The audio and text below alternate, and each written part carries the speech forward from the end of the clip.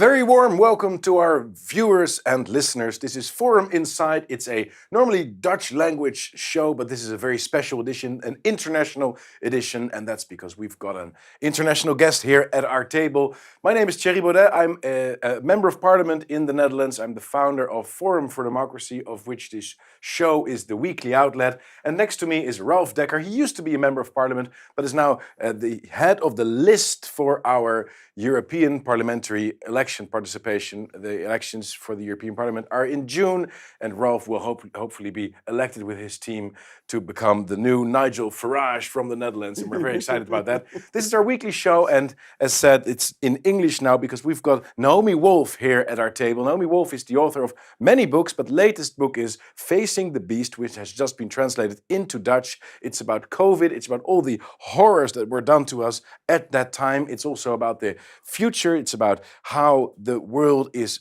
entering a possibly very dark period in which our freedoms will disappear in front of our very eyes. And the exciting thing is, Naomi, that on the one hand, I've been having the same thoughts about COVID and the influence of it. I've written a book about it, which has just been translated into English. It's called The COVID Conspiracy. I think there's a lot of stuff that we think the same about. But the exciting thing is also that we did not used to think the same. In the past, we were opponents very much ideologically. You were a radical feminist. You were involved with the Clinton-Gore campaign. You've been fighting for climate change measures with Al Gore. All these things. We were very opposed to each other, and now we find each other thinking very much the same about these great issues. So I'm very excited to have you here. It's a great honor, a great pleasure. And we have this element in our show that never changes. It's always the same, and that's that Ralph is pouring us a glass of wine before we start. So here we are. Fantastic. Very important. I chose a very innocent wine today. Very nice.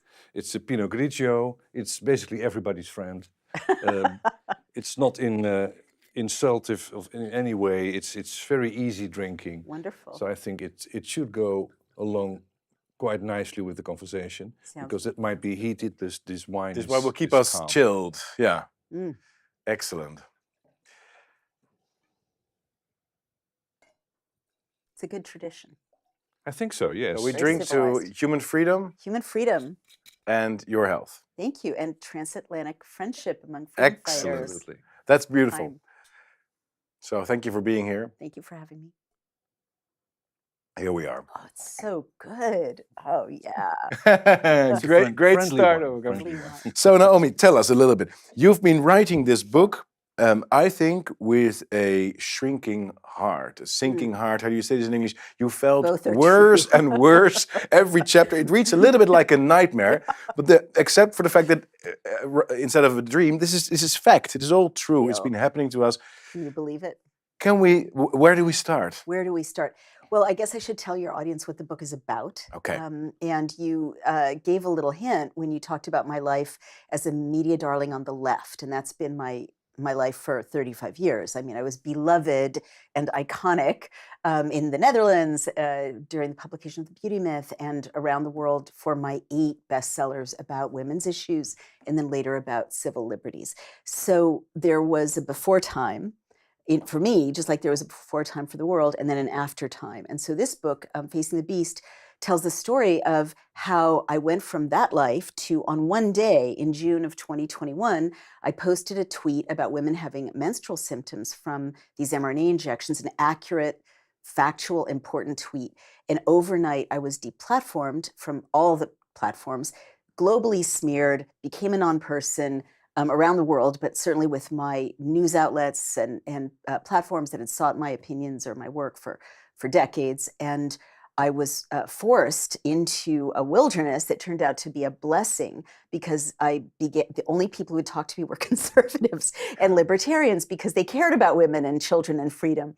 And so that led to this journey that I describe in Facing the Beast about realizing that a lot of what I believed was not true, which is why we're sitting here. Yes. Yes. Exiles from the rest Absolutely. of society, but good friends around the world who are also being exiled. And there's a chapter called Dear Conservatives, I Apologize, in which I kind of take responsibility for believing a lot of things that weren't true. But it also tells the story of how our world of civilized norms and human rights and freedom, the world of the West and of the United States got turned upside down overnight, and how I became, horribly disillusioned with my own tribe for Yeah. going along with And that's very discrimination and so interesting on. because, Mhm. in a way, us conservatives have been out in the wilderness for a bit longer. Yeah. But I've also experienced this being kicked out of all the mainstream media, and I used to be something of a media darling of my own a little bit. That was fun, right? Yes, it was a lot of fun. You guys were spoiled, I We think. were And spoiled. It was but all an illusion. but Sorry, go for you, ahead. you've been like that, as you say, for 35 years. So you've built your entire career, and possibly thinking probably that these people were your friends, that they were Totally. Totally. genuinely interested in you, in who you were as a person. But it turned out that when you had the wrong opinion, Mhm. boom, Right. over, Right. And finished. totally. And the scarier thing than what happened to me is what it meant for all of society, right? Because one really scary thing, Thierry, is that it wasn't an accident that I was deplatformed so dramatically. In a lawsuit by America First Legal, my co-defendant is Donald Trump, actually, or my co-plaintiff, that's a slip. My co-plaintiff, he's so often a defendant in the news. It turns out in discovery that it was the White House that singled out my accurate tweet about women's health and about, the health of future babies, and gave it to senior people at the CDC, and looped in law enforcement and the Bureau of the Census, which knows where I live, know where my children live, absolutely terrifying, and put pressure on Twitter and Facebook from the highest levels, from the White House level, to get rid of that tweet, get rid of that person who is tweeting, be on the lookout. They said, BOLO, be on the lookout for this tweet and for tweets like this. And so all the horrible repercussions that happened after that came from a president for whom I'd voted.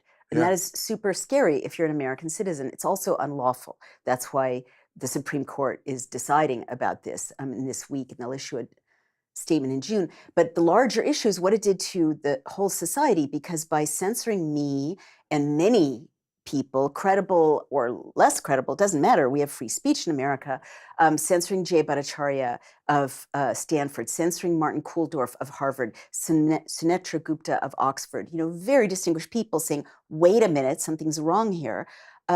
They killed millions of people and they sterilized millions more. Yeah, let's wind this down a little bit. In June 2021, For Biden White Ju- House, that is. Biden White House. and for the yes. My context, guy. about a year and a half into COVID, right? Because Right. COVID started, roughly speaking, January, February 2020. Right. That's when the world became aware of it. In March 2020, all the first lockdowns were institutionalized. And then it took about half a year, 3/4 of a year for the first vaccine injections to be to be given to people. Right. And then again, about half a year, 3/4 of a year later, in June 2021, people, you spoke out. How did that come about? How did your journey towards doubting the official narrative develop? Well, I was very lucky because I'd written a book in 2007 called The End of America, and that prepared me to recognize quickly what was wrong. In 2007, I looked at times and places in European history and Latin American history when a democracy had been subverted. And what I found was that whether they're on the right or on the left, tyrants, people who want to close an open society, always take the same 10 steps, that it's a map. And we in the United States do it to other nations when we want to subvert them. It had never been done to us. It's like by limiting the ourselves. free press, making people fearful, and so on, right? Yeah, declaring a state of emergency, creating a Censorship. militia, surveillance society, censorship, targeting journalists, criminalizing certain kinds of speech. I mean, it's an absolute map, and it ends in step 10, which is martial law or emergency law. And once you're living under emergency law, there's really no going back without a revolution or without bloodshed, God forbid, because at step 10, you no longer have the tools of a democracy or a republic with which to regain your republic. So by June of 2020, in New York State, Governor Cuomo had announced emergency law, and in June he said you can't have more than 6 people in your home at one time. And I thought, well, that's unconstitutional. We have the First Amendment guarantee of freedom of assembly. And I said at that point to my husband, they're never going to let us out without a fight. You know, this is not going away. So very early on, I recognized that tyrants invoke an emergency. And I've been in conflict areas around the world. And when there's a real crisis, and I've studied 400 years of English literature, when there's a real epidemic, when there's a really serious disease, when there's a real terrorist attack or something really bad is happening, real leaders don't scare people. They calm things down. And the other thing I knew from reading 400 years of English literature is that the human race has epidemics all the time. You know, cholera, typhus, yellow fever, tuberculosis, you know, on and on. And what we were being told to do, stay inside, multi-general households, don't go to the playground, don't go hiking, don't get sunshine, be afraid, be under stress, be isolated. All of this was the opposite of what public health knowledge had been since the Crimean War. Yeah. Since the Crimean But you War. could say that already from 2007, you were no longer an unconditional believer in the right, the state always being right. You were already skeptical by that time. Yeah, Because when this would have happened in 2000, Right. you would have followed the lead probably. Yeah, no, well, I mean, the trouble Possibly. with I did have a good education, and I'm the granddaughter of someone who lost 9 brothers and sisters in the Holocaust. So I did write an essay in which I noticed that in America, a lot of the leaders of the freedom movement come from ancestries that have been genocided. Like a lot of them are Irish or African American or Jewish or, you know, Armenian people who know that the worst can happen, right? So I think given my family history, I always knew it could happen. You have a skeptical stance, let's say. Okay. And that it can happen fast. You know, you never, as a Jew in America, if you're alert at all, you know that a society can go from a civilized, pluralistic, you know, nominally democratic society in which you're having a thriving business and you know, are socializing with your neighbors to the opposite in a matter of, you know, few years. And your warning here, and I think that's really the main point in the book, is that we are already very far down this track towards totalitarianism and an totally unfree society. Right. And that and this the tweet that you were talking about, the June 2021 tweet, where you first spoke out against the vaccines and about the risks of the vaccines, indeed was entirely factual. I've got a small sheet here where we see the negative side effects, just to compare a little bit with all of the negative side effects of other vaccines in history. And you see this COVID vaccine, boom, it just blurs out. Yeah. And it was administered indiscriminately to people of all ages. And it was really very much pushed by the political class. Right. You don't want that tragedy to happen to you, is what Joe Biden said. And also in the Netherlands, it was very, very strongly promoted by the government. Mm-hmm. But it is very dangerous. And at the same time, we also knew by June 2021 that the COVID was not as lethal at all as it was presented. It was presented as like an Ebola virus or something, but it was hardly more deadly than the flu. Yeah, I mean, I think I think we can't say anything kind of categorical about how deadly it was, because as I exposed in the prequel to that book, which is called The Bodies of Others, all the data don't check out. None of the data are real that had to do with the, you know, surges and infections. The data sets were all hidden. You weren't allowed to look at the original data sets for all those COVID maps. Well, I'll show you. This is a pyramid. This was shown to us in Parliament in the Netherlands in April 2020 already. And so already in the Dutch Parliament, it was admitted that less than 0.35% of the people. Wow. This was the official. That's a bad cold you've got there. That's a bad cold. Yeah. But it was like the flu. This was the official data that Parliament used to work with. Well, then what are they doing if they? Well, it proves the stupidity of these people or their corruption. But if you have this pyramid in front of you, these statistics, then why do you say there's a pandemic? It doesn't make any sense. It doesn't make any sense. Yeah, and I guess that was the other thing that was so useful. Like, history's so useful. in all of these much more serious epidemics, like typhus and cholera wiped out London in the 1840s. Yellow fever, was annihilating people at the end of the 18th century in Philadelphia. The Spanish flu in 1918, thousands dying. Society in the West had never closed down for the healthy and the sick, ever, ever, ever. And we've been through much more serious situations, right? And it's only societies in like North Korea that restrict people's movements, the healthy and the sick. I mean, quarantine is real, but you have to be a sick person. And then when you're not infectious, you get out, right? In free societies. But the model of you're restricted, your assembly is restricted, that's the Warsaw Ghetto, right? Or that's an Indian reservation. And I've got a chapter in The Bodies of Others where I point out that nations enclose and restrict the movement of peoples when they are preparing to steal their goods. And that's what happened to the Native Americans. They became disempowered by being restricted on reservations, their commerce restricted. It happened to people in the Warsaw Ghetto, disempowered, preparatory to massive theft, massive transfer of wealth. And that was happening to all of the West. And that's what happened. I mean, I followed the money in The Bodies of Others, and to some extent in Facing the Beast, by locking us down and driving us onto digital platforms. A handful of people who all colluded in something called the COVID-19 Project, starting before, March of 2020. Event 201. Different set of people, but aligned. This was big tech, right? So big tech, Bloomberg, Microsoft, Amazon, they all colluded. Nintendo, believe it or not, the game, digital game maker, right? They colluded to propagate fear messages about what was happening while we were locked down. Then we were all driven onto their platforms, and their net revenue went up 23%, while mom and pop shops crashed. The assets were swept up by BlackRock. Small landlords had to sell their assets at fire sale prices. Their assets were swept up by BlackRock. And Amazon and Microsoft and Nintendo and so on made 23% average net revenue in 2021, 2022, surplus over and above. Yeah. So massive transfer of assets, intentional. And I run a digital, I run a tech company.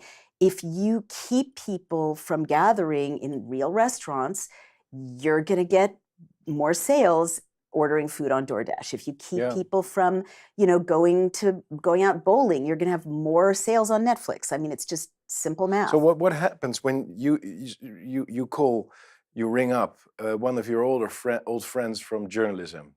Surely you have people working at New York Times or wherever, CNN, and you say, guys, we've been working together for 25 years or something. We've been friends. You've been reviewing my books. We've been having conferences together. I know that's the kind of life you used to have. Right. You go on trips with them, and then now they don't want to talk to you anymore. What's it like? Well, it's sadder than that. I mean, my good friends, many people who've lived through these last few years, their families and friendships have been shattered or fractured, right? And I mean, the blessing is you find new friends and you find new family members, but it's sadder than that. A lot of my closest friends told me they were disappointed in me. Disappointed. Not mad, just disappointed. Disappointed, right? Judgmental. That's very Some said that I was endangering people, because of what I was putting out. A lot of people in my former world are very angry at me because I talk to conservatives and because I talk to people they don't agree with. And these used to be like tolerant, open-minded people. And they wouldn't have any of the criticism of the vaccines.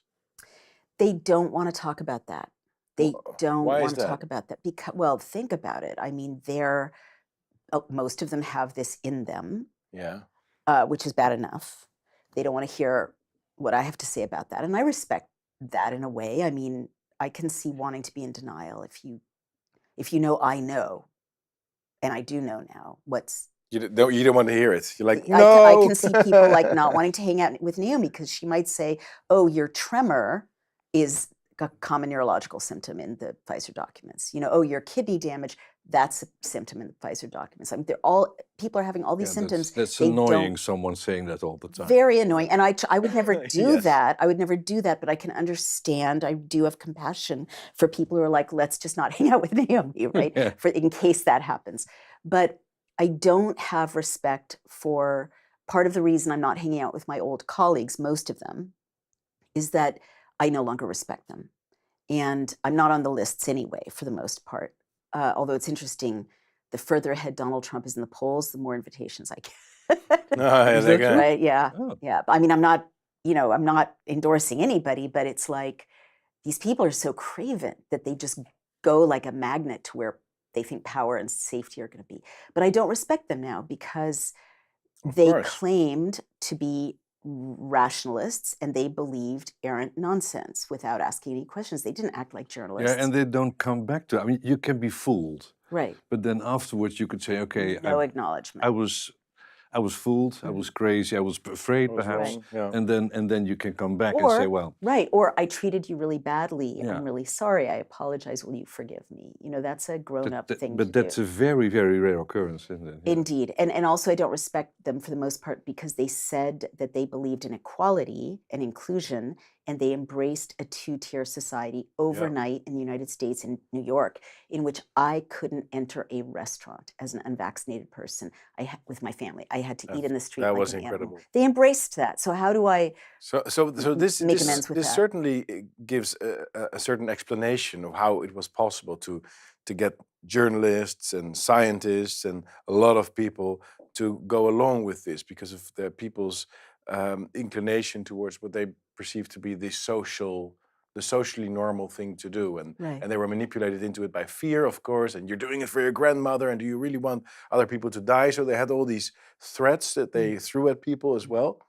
But still, the extent to which the whole world moved into lockdown and then into vaccine, it still puzzles me. It's still, to me, it's very hard to comprehend what we've been living through. Right. It feels also a little bit like it's a previous age. Right. Nobody wants to talk about it anymore, it seems. Did you get that feeling as well sometimes? Oh, definitely. The cliche like, oh, it happened. Yeah, it was a long time ago. We move on. Move on. Let's look at the future rather than It's weird, isn't it? It is weird. I mean, trauma and all these does prime that. ministers in Europe that were giving exactly the same speeches on the 13th of March. Oh, like they're all sitting there, almost literally the same speeches. Oh my God! Like what? Well, but that's also the same twist it took, because it was in the beginning we got a whole explanation about herd immunity. Right. It was a new concept for many people. It was explained and all that. And even ministers were talking about, we have to let this virus rage because you get herd immunity. And we had that, Johnson in the UK had that, exactly the same speeches. And then 1 or 2 weeks later, it was, no. We got to battle this and so many pivots and U-turns. But all at the same time. All at the same time. And so irrationally. Yeah. Well, so exactly. So they got the memo. They got the memo. Well, yes. I mean, there was central planning to the communications. We know that now. And I mean, that's why the COVID-19 project is so interesting, because they were able to, the tech companies working together, arguably they're competitors, but Google was working with Microsoft, was working with Amazon, was working with Apple. Twitter, they were all able to reproduce the same sound bites around the world at the same time.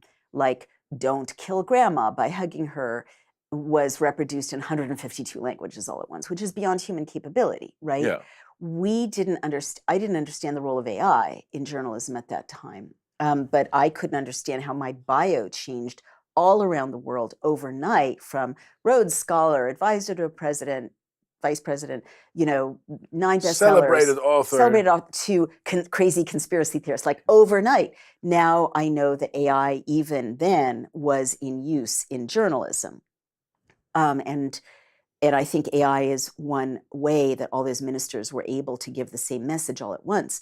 But as you know, because you've read to the end of my book, I also look at that synchronicity, which is beyond human capability, because in human history, normal times, someone makes mistakes, right? Or someone doesn't go along, or someone's too rich to be bribed, or there are factions or assassination attempts or mistakes, or, Hitler doesn't think about Russian winter with his fashionable uniforms, like there's human error in normal times. But what we saw with that synchronicity around the world of evil, perfection and the delusion that descended, as you just described, on maybe 60% of the population. And then the target of the evil, right, which is the human face made in, I would say, the image of God, right? Our scriptures say that. Or the sacrifice of children, you know, parents who would protect their children from anything, handing them up to have an experimental injection put in their bodies, handing them up to suffocate their little faces. Or, you know, with the thing in the nose, thing it's in the the babies. nose. That's just horrible. It was Yeah. so Oh. horrible. Or the closing of churches and synagogues and mosques and no protest. 6 men of faith in all of the Western world protest that, right?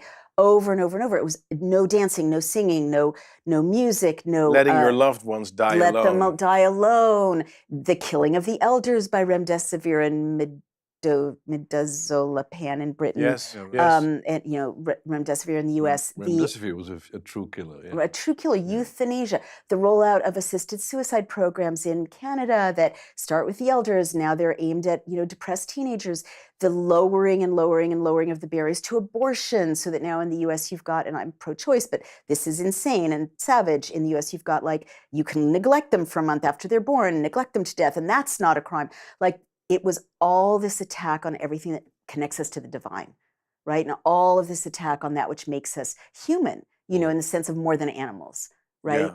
And more than like units to be So trafficked. evil manifested itself Evil on Earth. manifested itself on Earth. So as you That's know, the final chapter. that's the final I found it chapter, very, but we're skipping ahead. yeah, Yeah. well, but we don't have so much time, but Right. I just think that it's very important because apart from describing what happened, you also try to give a deeper, you try to make sense of it all, Right, and you talk about energies, and that the energy in the world was really different, or became really different during COVID, and I feel I've sensed that too, have, yeah. like this dark cloud that came over us, and Right. and it sometimes felt that people were really hypnotized Right. by this, Right. in a way that it's also described in Lord of the Rings or something. It's like there's this little ring that makes you go mad and, Oh, wow. and implement policies that are unacceptable to any rational person. Right. Well, exactly. So yeah, so I couldn't understand what I was seeing in normal human terms. It wasn't possible. So I did conclude that we're no longer living in normal human history, and that we're living in some sort of metaphysical history, and that there's a metaphysical force that has been unleashed on the world, and that it really is a battle, a spiritual battle between good and evil, that, you know, the COVID measures and the loss of freedom and all of these political symptoms are manifestations of this metaphysical battle. And I guess I will just kind of confess, which is rare, you know, in the past, I didn't do it because as an intellectual in the West, you weren't supposed to talk about God, right? But I think we're no longer in that time where we have the luxury of not talking about these things. I'm not proselytizing. These are very personal choices and beliefs, but I had to conclude that because I saw the evil manifest beyond human capability, I had to conclude that I had to believe in God more literally than I had, because this evil must be aimed at something. And then I did drill down deeper and ask, what is the nature of this evil? And to try to summarize a complex kind of journey in the book, to me, Satan wasn't good enough, right? Because Satan is a pretty late construct in the form most people think of it. And it's also like Satan still cares about God, and Satan still cares about people in a negative way, right? Still involved with humans. This force didn't feel like that. So I was very persuaded or intrigued by a book by a Jewish Christian named Jonathan Kahn, meaning he was born Jewish and he kind of became a Christian.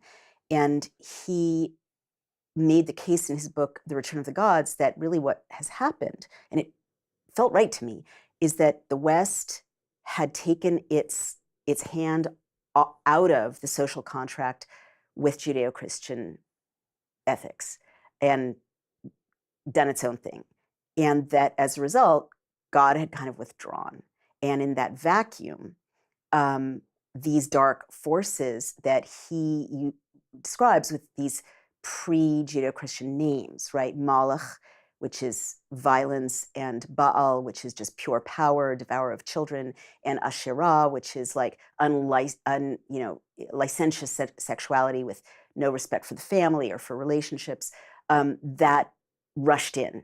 And to me, that felt right. And I started to read, I mean, not like literally, but like, yeah, this feels like the forces that kept seducing my people in the Hebrew Bible. And I went back and started reading the Bible in Hebrew, which thank God I'm able to do. And it felt right that, you know, these were the forces that kind of dominated in the world before monotheism took root, before the Ten Commandments were passed down to human beings, before we had our Western ethical system, you know, absolute darkness and chaos that doesn't really care about us, right? And that's what it feels like. It feels like darkness and chaos that doesn't care about us. Some sort of a spiritual war that you feel that we're in now. I've concluded that there's no other way to interpret it, yeah.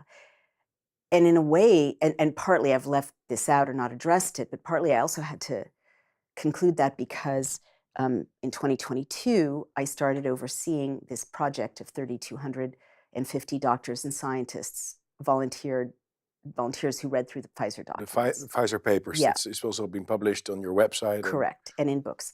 And so these were released under court order, primary documents, internal documents. And what these 100 reports these people created, linking to the originals, I want to stress, perfect journalism, perfect science, perfect medicine, revealed the greatest crime against humanity in recorded history. In other words, Pfizer knew, meaning the FDA knew, the White House knew, the CDC knew, the European Medicines Agency knew that these injections would kill people, disable people, and sterilize people. They knew it. They developed it that way. That was the focus of the documents. I'm summarizing quickly, but looking at those documents and that evil, that level of evil and that collusion at the highest levels to hurt people and kill people and sterilize them and abort babies in utero, which they knew they would do, led me to conclude that we needed a spiritual understanding of what was happening because we would be lost without it. And I guess I will just say to those who are feeling really depressed right now, I actually think this time could turn out to be a real blessing, because if you look at the conditions we're in, they're kind of, again, beyond human ability, beyond randomness, organized in such a way that we are forced to choose, right? Choose you this day whom you will serve. And you can't be neutral anymore. You have to recognize you're colluding with mass death and lies, or stand up for your fellow human being and risk a lot and love them, right? And we're forced to do that. All of our institutions have been laid bare, and we're forced to like rebuild a new Netherlands or a new America, a new France, a new Italy, a new Britain, along ethical lines, if we are going to survive this. If you look at the near future, you just finished your sentence with "if we're going to survive this." So do you expect more havoc to be on our way, on our road soon, or how do you perceive the near future? Well, What's going to I happen? guess the first thing that's difficult to grasp, and I've had to from overseeing the editing of the Pfizer documents, is the intentionality that started from November of 2020, when Pfizer knew that this injection did not do anything to stop COVID. And in fact, the third most common side effect of the Pfizer documents is COVID. And Pfizer concluded a month into The rollout. third most common side effect is of getting the vaccine is getting COVID. Is COVID. I'm yeah. not sure that everybody got this, but Yeah, this no, is you gotta- scandalous. Yes. No, you got to process that, meaning everything that followed, the mandates and the screaming and the forced injections, all based on a lie. And they knew it was a lie. Yeah, yeah, yeah. That's Failure of incredible. efficacy or vaccine failure is Pfizer's words. Those are Pfizer's phrases 1 month into rollout. So they knew that the injection would damage the hearts of children, and they covered it up. They knew that the materials bioaccumulated in the ovaries, the liver, the adrenals, the spleen, crossed the blood-brain barrier, damaged all of it. They covered that up. They knew there was an 80% miscarriage and abortion rate for pregnant women in the Pfizer documents. They covered that up. They told men who were vaccinated not to have sex with women of childbearing age without using 2 reliable forms of contraception, because there's something in the semen of vaccinated men that they thought could be harmful. They covered that up. They knew babies were getting sick and dying. They have charts of sick babies, thousands of sick babies from nursing their vaccinated moms, because the spike protein, the lipid nanoparticles, the mRNA gets into the breast milk of vaccinated women. They covered that up. They knew that 2 babies died in utero due to, their words, maternal exposure to the vaccine. They covered that up. There's, COVID is a respiratory disease. Ostensibly, that's the propaganda. There's nothing we've seen in the Pfizer documents about lungs or nasal passages or breathing or respiration in any way. It's centered on sex and reproduction. They knew that they were ruining the menstrual cycles of women in horrific ways. They have, again, these charts showing 15,000 women bleeding every day of their lives, being disabled, 10,000 women bleeding twice a month, 7,500 women, no periods at all, meaning totally infertile, 10-year-old girls menstruating upon being injected, 85-year-old women bleeding upon being injected, women hemorrhaging, by the thousands, women passing tissue, by the thousands, agonizing pain by the thousands, charts. This is why I call it Mengele science, because they just took notes, crushed the data. Mengele, after the infamous Nazi concentration doctor. doctor. Yeah. Pfizer knew that they were causing industrial scale 1,225 deaths within 3 months, are in the Pfizer documents. Thousands of strokes, heart attacks, pericarditis, myocarditis, tachycardia, thrombotic thrombocytopenia, blood clots, lung clots. We get the picture. Okay, so knowing all of this, Yes. I guess what I would say is I have had to face the fact and accept that they tried to kill and disable us. And there's now and sterilize us. There's now a 13 to 20% drop in live births. Totally predictable. That's why they deplatformed me in 2021. Because if women That's also, when I started speaking out against the vaccines in the Netherlands, it marked the end of me being invited for any mainstream media outlet. So television, newspapers, nothing. It's just it's still in at least in the Netherlands, it's extremely tabooized. Wow. It's impossible to talk about it, but we talk about it, of course, and we've also translated Bobby Kennedy's book on Fauci, and now we've got your book. So we're really proud of having this discussion. But maybe as a final question, but could you lead us into your visions of the future a little bit? How do you see the world developing from where we are now? Well, so, I guess I was starting, I was moving, I'm sorry, it's like so painful. First, we have to accept and face the information I offer in this book, confirming that they tried to kill and sterilize and disable us. Well, these monsters who do that on this level are not going to stop, right? So I've been finding horrible things in the food supply in the United States. There's horrible things being done to farmers in the Netherlands and in France. This globalist agenda to restrict our freedoms, control our food supply, control our communications, restrict our fertility, force us to eat the bugs, have nothing and be happy. It's not going away. They're rattled. Right? Things are not going as smoothly as they thought, but we are in a war. That's what people have to understand. We're in a war that's not over. It's going to change. It's going to morph, right? So I guess what happens in 3 to 5 years really depends on the individuals watching this.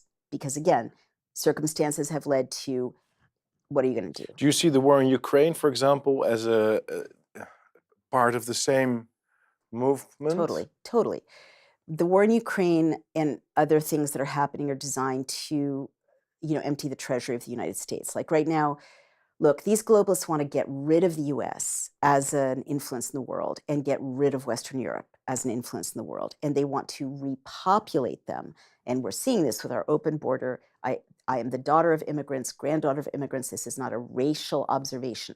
They injected the native people of the United States who know about democracy and human rights, and they're dying or disabled or going to be looking after sick loved ones. In come 16.5 million people who are not being injected, who come from places like Uzbekistan and Angola and China and, are part of cartels in Venezuela and don't have the memory of a peaceful, flourishing republic with human rights and free speech and so on. That's how you extinguish America. And we're under attack in other ways as well. But the injection is a bioweapon, I concluded. It's manufactured in China. That's a longer story. The IP went to China. China opened the manufacturing centers in Western Europe and North America. But Western Europe, same thing. They were injected in the Pfizer documents. The adverse events table is overwhelmingly in the United States adverse events. Next largest tranche is Western Europe in order of political importance. And as politicians, you'll understand what I'm about to say. Germany, France, Britain, Italy, Spain, Greece. That's the order of the number of adverse events in the Pfizer documents.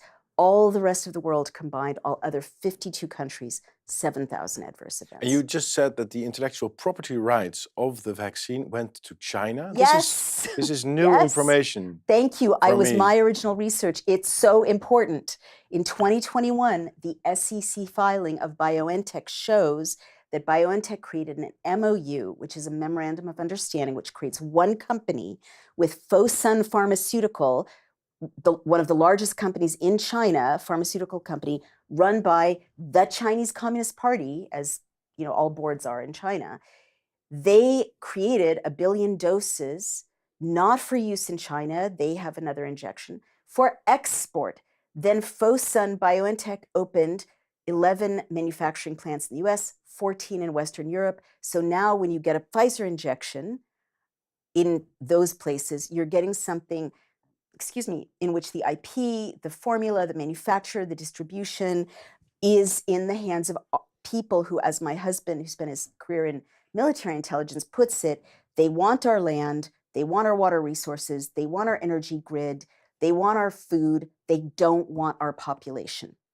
And China has aligned with the Bill and Melinda Gates Foundation, the World Health Organization, the World Economic Forum, all of these nasty globalists to accomplish this. And the injection is one method. And immigration is the other side of this pincher movement to squash and erase Western Europe and North America. It's a bleak picture, isn't it? Got to face it. I mean, we faced massive fascism before and won. This is just different. Because first step is facing it, the second step is what? Fighting it. I mean, I was saying it depends on what we each choose to do. You guys chose to fight. Your lives changed because you chose to fight. You didn't go along with it. My life changed because I chose to fight. What I want to tell everyone watching is, having studied the history of fascism or totalitarianism, people who are deciding right now, I'll be quiet and that way I'll stay safe, they are making a serious tactical and strategic error. History shows that now is the safest time to speak up and resist. And if you stay quiet, you don't get safer. You get, put in a quarantine camp. Your kids get taken away from you. You get switched off on central bank digital currency if you say something the state doesn't like on social media. Now is the time to resist. So we all have to join the movement, so to speak. Exactly.